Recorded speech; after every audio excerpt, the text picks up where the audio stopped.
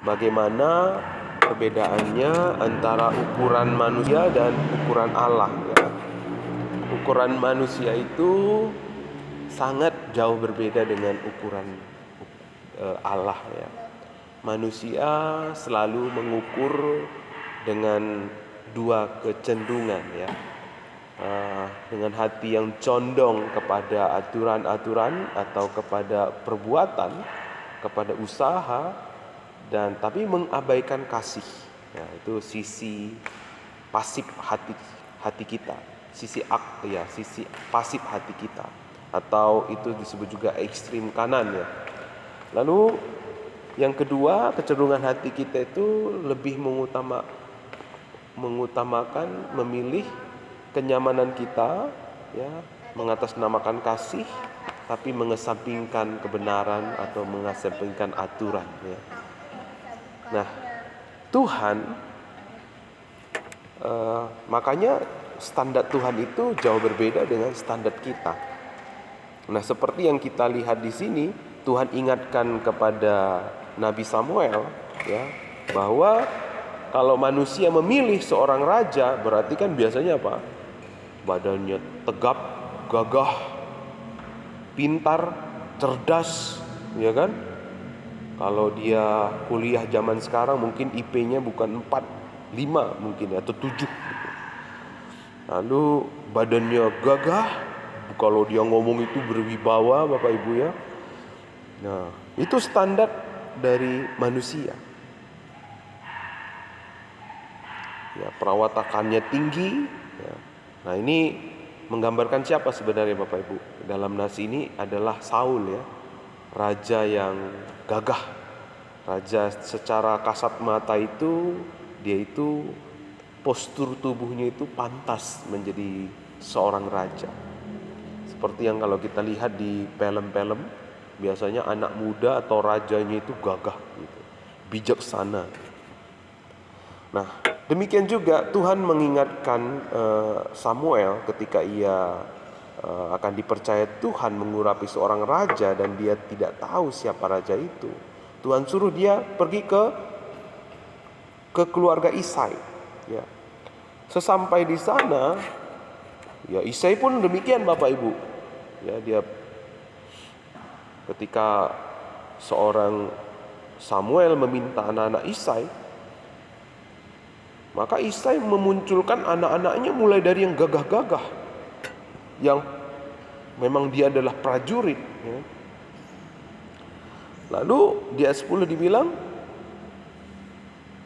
ya, di ayat yang ke-8, lalu Isai memanggil Abinadab dan menyuruh lewat di depan Samuel. Tetapi Samuel berkata, orang ini pun tidak dipilih Tuhan. Lalu datang lagi yang berikutnya, sampai ke-7 anaknya yang hebat-hebat, yang tampan-tampan, yang gagah-gagah ya. Ternyata semuanya itu tidak dipilih Tuhan. Ayat 10. Lalu Samuel berkata kepada Isai, inikah anakmu semua? Masih tinggal yang bungsu. Nah, lihat Bapak Ibu, yang bungsu, yang paling kecil, badannya memang imut-imut gitu ya, itu nggak diperhitungkan oleh Isai, oleh bapaknya sendiri.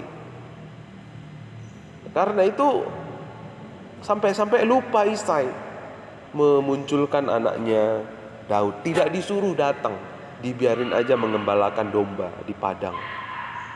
Lalu kata Samuel, udah suruh lagi kemari. Nah, ini dikatakan di ayat 12 itu, ia kemerah-merahan, matanya indah, parasnya elok.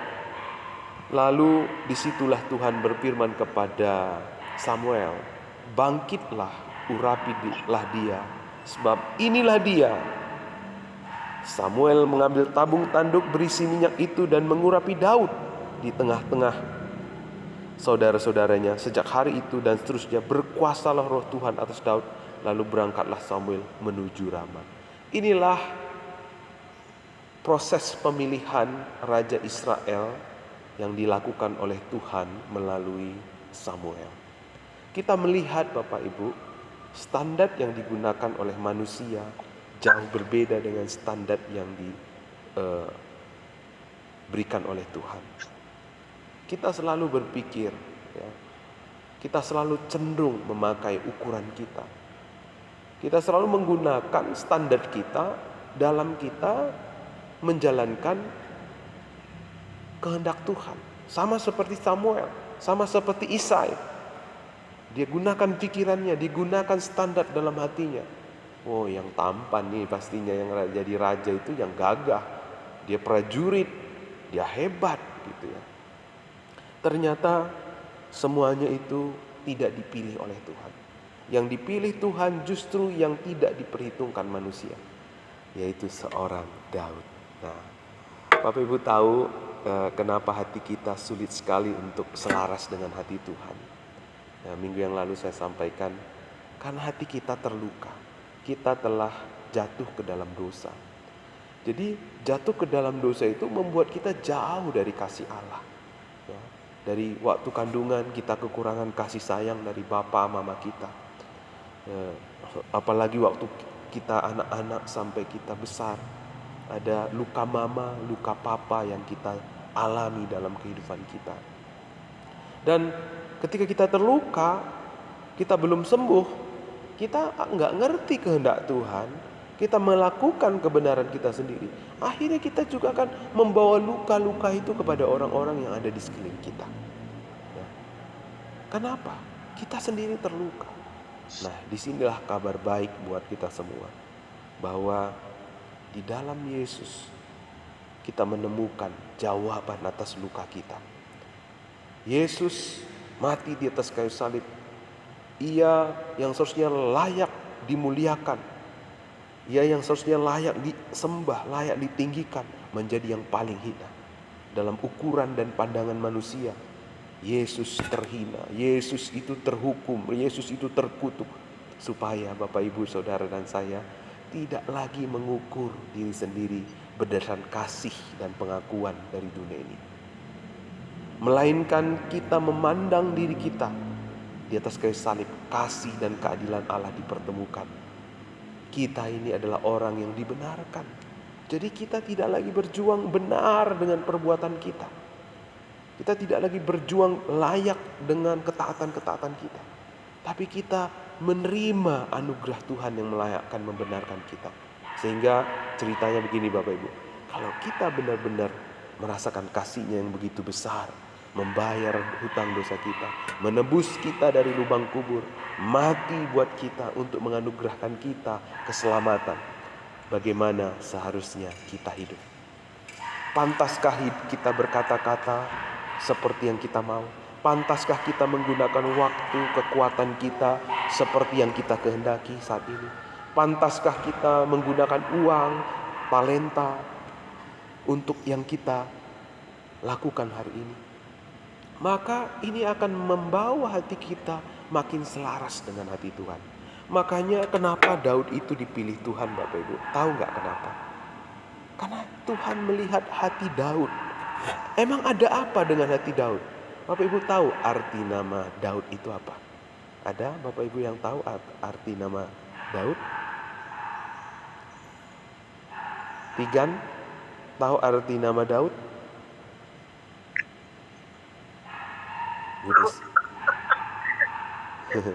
Bu dosen kali, Bu dosen. Bu dosen itu tahu. Daud itu arti namanya apa? Arti nama Daud itu Bapak Ibu adalah beloved. Artinya apa? Yang dikasihi. Daud ini adalah seorang yang menyadari akan kasih Tuhan dalam hidupnya. Ingat minggu yang lalu, apa yang membuat kita sembuh dari luka batin kita? Pengalaman dikasihi. Kalau pengalaman dikasihi dari dunia ini pasti membuat kita terluka.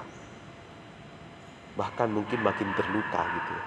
Tapi pengalaman akan kasih Tuhan itu yang akan mengganti memori kita, memori di alam bawah sadar kita. Mengganti pengalaman kasih yang mengecewakan kita dengan pengalaman kasih yang menyembuhkan kita dari Allah Bapa. Daud itu ada seorang yang menyadari akan kasih Tuhan yang besar dalam hidupnya. Itulah yang membuat Tuhan memilih seorang Daud. Karena orang yang menyadari akan kasih sayang Tuhan, dia adalah orang yang hatinya makin selaras dengan hati Tuhan. Dia adalah orang yang makin hari makin seperti yang Tuhan mau. Nah, Bapak Ibu Saudaraku yang dikasihi Tuhan, bagaimana supaya kita tidak lagi menjadi orang yang mengalami makin parah dalam luka sisi pasif atau sisi aktif dalam hidup kita. Teruslah alami kasih Tuhan. Kasih Tuhan yang telah dicurahkan di atas kayu salib membuat kita makin hari serupa dengan Tuhan. Membuat kita makin hari sembuh dari luka hati kita, baik pasif maupun aktif. Sehingga apa? Kita tidak lagi menilai segala sesuatu berdasarkan ukuran manusia, tapi kita mengukur segala sesuatu berdasarkan hati Tuhan. Ya. Seperti kita kalau mengukur orang, ini orang nih kalau datang dia udah stop lagi nih. Karena apa? Nggak ada untungnya ngobrol sama dia, nggak ada untungnya berikan waktu untuk dia. Secara manusia kita mengukur segala sesuatu berdasarkan untung ruginya kita. Tapi ketika kita menggunakan ukuran Allah, kita akan mulai berpikir, oh iya ya, dulu aku juga seperti orang ini, ngobrol gak jelas ya, yang diceritain dirinya terus ya. Tuhan, aku mau deh lewat aku orang ini diubah Tuhan. Kalau dia datang, Tuhan beri aku hikmat, beri aku pengertian, supaya aku berkata-kata, supaya aku berbicara dengan hikmat surgawi, dan aku jadi kesaksian buat dia. Nah, ukuran Allah Bapak Ibu akan mempersiapkan hati kita, mempersiapkan gereja kita, mempersiapkan anak-anak kita, mempersiapkan kita untuk pekerjaannya yang jauh lebih besar untuk menggenapi dalam kehidupan kita. Amin. Mari kita berdoa. Bapa, kalau kami berdoa pada malam hari ini, kami tahu Tuhan, karena Tuhan yang memberi hati kepada kami. Karena Tuhan pun terlebih dahulu menunjukkan kasih kepada kami. Biar malam hari ini Tuhan, kami akan berdoa, menaikkan doa-doa kami dengan hati-Mu, dengan hati yang penuh belas kasihan. Terima kasih untuk seorang Daud yang menjadi kesaksian teladan buat kami. Dan kami mau menjadi gereja, keluarga, ibu, bapak, anak, yang suami, istri yang makin hari selaras dengan hati-Mu. Kami percaya apapun saat ini yang terjadi, yang kami butuhkan adalah hati yang selaras dengan hati Tuhan. Melihat penyakit, melihat kesusahan, melihat berkat sesuai dengan ukuran yang telah Engkau taruh dalam hidup kami, yaitu tali sifat lewat kayu salib, di mana kasih